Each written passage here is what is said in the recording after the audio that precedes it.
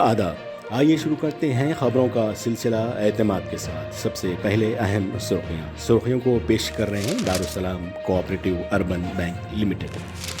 तेलंगाना में इंटरमीडिएट साल अव्वल के तमाम नाकाम तलबा को कामयाब कर दिया गया। कम अज कम 35 निशानात देने का ऐलान। वजीर तालीम सबीता इंद्रा रेड्डी की प्रेस कॉन्फ्रेंस। मुसलमानों की नस्ल कुशी के बयानात से तवज्जो हटाने की कोशिश। बैरिस्टर ओवैसी ने कानपुर की अपनी मुकम्मल तकरीर वायरल करके संघ परिवार की साजिश की बेनकाब।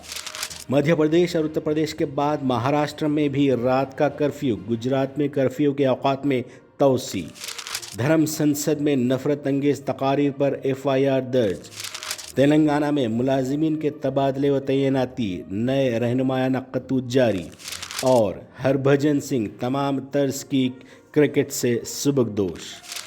अब खबरें तफसील से। खबरों के पेश करदा हैं Owaisi group of hospitals. Telangana की रियासती हुकूमत ने इंटरमीडिएट साल अव्वल के तमाम नाकाम तलबा को कामयाब करार दे दिया है। इस सिलसिले में वज़ीर तालीम सबीता इंद्रा रेड्डी ने एक पुरहुजूम प्रेस कॉन्फ्रेंस से खिताब करते हुए कहा कि हुकूमत ने साल अव्वल में नाकाम तमाम तलबा को कामयाब करने का फ़ैसला किया है। इन तमाम तलबा को कम अज़ कम 35 निशानात देते हुए कामयाब किया जाएगा। बैरिस्टर असदुद्दीन ओवैसी सदर कुल हिंद मजलिस इत्तेहादुल मुस्लिमीन और रुकन पार्लियामेंट हैदराबाद ने कहा है कि हरिद्वार में मुनक़दा धर्म संसद में मुसलमानों की नस्ल कुशी के जो बयानात सामने आए उस पर तवज्जो से हटाने की संघ परिवार की जानिब से कोशिश की जा रही है। इस कोशिश के तहत कानपुर में मुनक़दा मजलिस के जलसे आम में उनकी तकरीर में से एक मिनट का वीडियो वायरल किया जा रहा है। बैरिस्टर ओवैसी ने कहा कि उन्होंने कानपुर में मुनक़दा जलसे आम में तकरीबन 45 मिनट खिताब किया और ये चाहते हैं कि उनके खिलाफ तशद्दुद को भड़काने और धमकी देने का जो इल्ज़ाम लगाया जा रहा है रिकॉर्ड को सही करें। बैरिस्टर ओवैसी ने इस सिलसिले में सोशल मीडिया के मुख्तलिफ प्लेटफॉर्म्स जैसे ट्विटर, फेसबुक वगैरह के ज़रिए अपना वीडियो भी जारी किया। सदर मजलिस ने बताया कि वो अपनी तकरीर में पुलिस मुजालिम की बात कर रहे थे।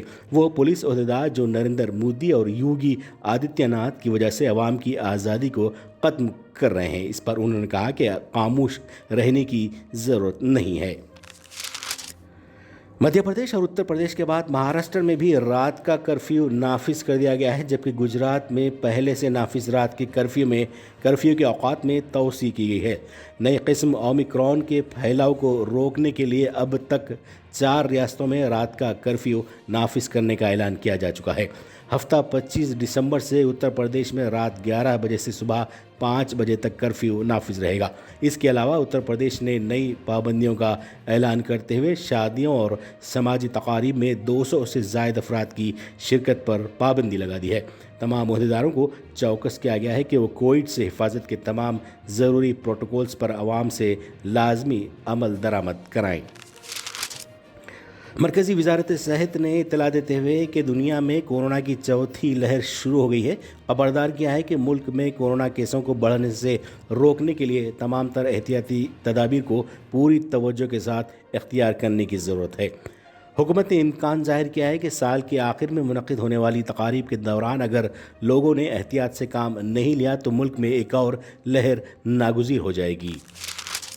Indian institute of technology Kanpur के तहक़ीक़ कुनिंदों ने खबरदार किया है कि मुल्क में 3 फरवरी 2022 तक कोविड की तीसरी लहर अपने उरूज पर पहुंच सकती है।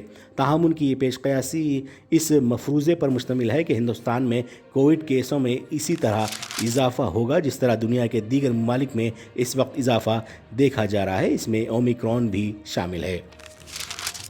हरिद्वार में मुनक़दा धर्म संसद में मुबैना नफरत अंगेज़ तकारीर करने के सिलसिले में पुलिस ने जितेंद्र नारायण त्यागी और दीगर के खिलाफ FIR दर्ज कर लिया है।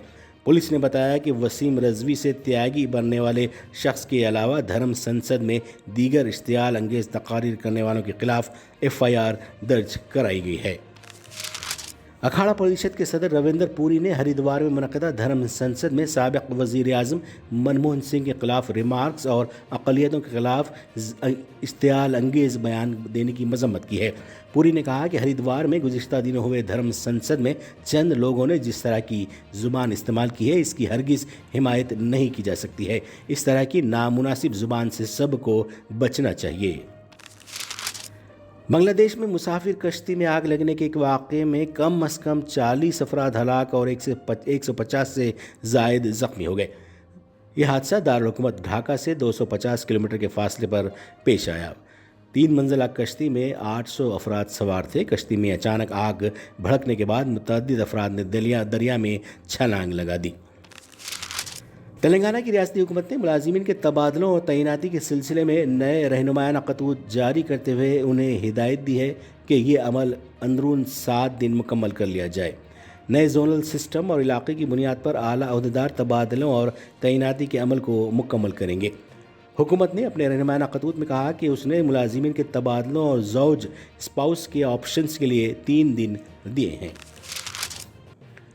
آندھرا پردیش میں جمعہ کو اومیکرون کے 2 نئے معاملات کا پتہ چلا، جس کے بعد اس ریاست میں کورونا کی نئی شکل کے متاثرین کی تعداد بڑھ کر 4 ہو گئی ہے۔ گزشتہ ہفتے مختلف ممالک سے یہاں پہنچنے والے افراد میں اس کی علامات پائی گئیں۔ ضلع نلگنڈا میں ایک شخص نے کووڈ ٹیکہ لینے سے انکار کر دیا ہے۔ یہ واقعہ ضلع کے چنڈور میں پیش آیا۔ اس شخص کی شناخت گوپال کے طور پر کی گئی ہے۔ نلگنڈا ضلع میں ایک شخص نے اپنے بچوں کو زہر دینے کے بعد خودکشی کر لی۔ یہ افسوسناک واقعہ ضلع کے نوناوت تانڈا میں پیش آیا۔ کشن نامی شخص جو آٹو ڈرائیور کے طور پر کام کرتا تھا، اس کے بیوی سے جھگڑے ہو رہے تھے۔ اس نے کھیت میں اپنے دونوں بچوں 8 سالہ ہرش وردھن اور 6 سالہ اکھل کو کولڈ ڈرنک میں زہر ملا کر دے دیا اور بعد ازاں قریبی درخت سے پھانسی لے کر خودکشی کر لی۔ ٹاسک فورس ویسٹ زون کی ایک ٹیم اور گولکنڈہ پولیس نے 8 رکنی ٹولی کو گرفتار کر لیا، جو آدھار کارڈ کو اپ ڈیٹ کرنے یا آدھار اندراج کے لیے برتھ سرٹیفکیٹس میں جعل سازی کر رہے تھے۔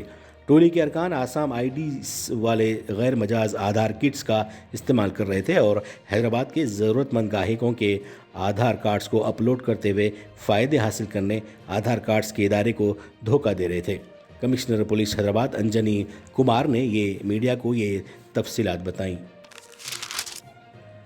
ٹاؤن مجلس اتحاد المسلمین نظام آباد کے قائدین نے بی جے پی کے خلاف کمشنر پولیس نظام آباد سے نمائندگی کی۔ بی جے پی کارکنوں کی جانب سے منصوبہ بند طریقے پر ریلی منظم کرتے ہوئے شمبھونی گڈھی احمد بازار کے اطراف برسہ برس سے قائم چھوٹے مسلم بیپاریوں کو ہٹانے، فرقہ وارانہ کشیدگی کو بڑھاوا دیتے ہوئے شہر کی پرامن فضا کو مکدر کرنے کی کوششوں کے خلاف کمشنر نظام آباد کارتکیہ سے نمائندگی کی گئی اور فرقہ پرستوں کے خلاف سخت کارروائی کا مطالبہ کیا گیا۔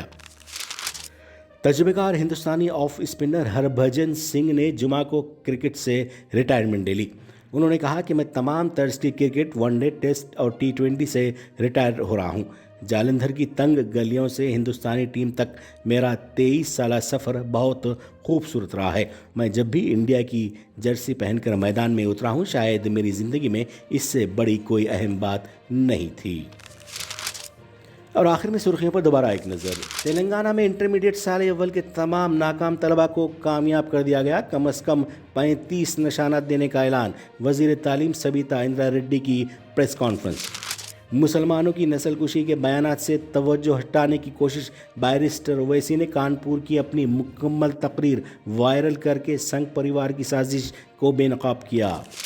مدھیہ پردیش اور اتر پردیش کے بعد مہاراشٹر میں بھی رات کا کرفیو۔ گجرات میں کرفیو کے اوقات میں توسیع۔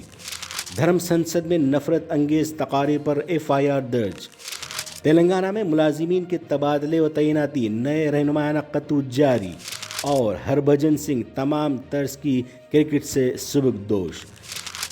یہ تھی اعتماد کی خبریں۔ مزید خبروں کے لیے اعتماد کی ویب سائٹ ملاحظہ کی جا سکتی ہے۔ ملک و دنیا بھر کی تازہ خبروں کے لیے اعتماد کے YouTube چینل کو سبسکرائب کرنا نہ بھولیں اور بیل بٹن دبانے کے علاوہ شیئر کریں۔